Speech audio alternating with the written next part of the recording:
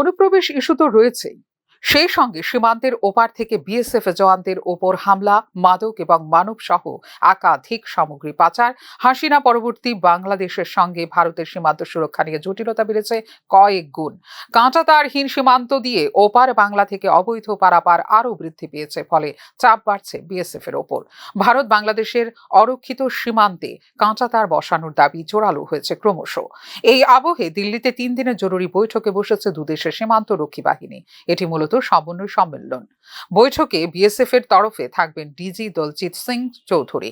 অন্যদিকে border guard বাংলাদেশের major general Mohammad Ashrafuzzaman সিদ্দিকীর নেতৃত্বে 10 সদস্যের প্রতিনিধি দল যোগ দেন বৈঠকে। বৈঠক চলবে 20 তারিখ পর্যন্ত। সীমান্তে বেড়া বসানো, ওপার থেকে বিএসএফ এর ওপর অতর্কিত হামলা, চোরাচালান বন্ধ, পরিকাঠামো উন্নয়ন সহ একাধিক প্রসঙ্গ হলো আলোচনার এজেন্ডা।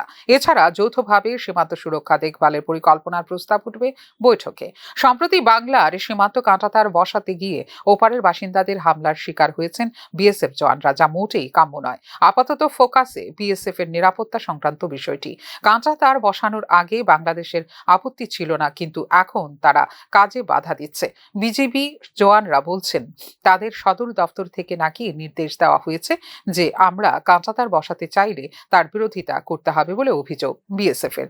ভারত অনুমোদনহীনভাবে কাঁটাতার বসাচ্ছে, এই অভিযোগে বাংলাদেশে নিযুক্ত ভারতীয় রাষ্ট্রদূত প্রণয় বর্মাকে ডেকে পাঠিয়েছিল বাংলাদেশের অন্তর্বর্তী সরকার। সব মিলিয়ে কাঁটাতারের বিষয়টি বেশ জটিল হয়ে গেছে বলে মনে করছেন পররাষ্ট্র বিষয়ক বিশেষজ্ঞরা। এই পরিস্থিতিতে দিল্লিতে চলা বিএসএফ বিজিবি সমন্বয় বৈঠক নিঃসন্দেহে অত্যন্ত তাৎপর্যপূর্ণ।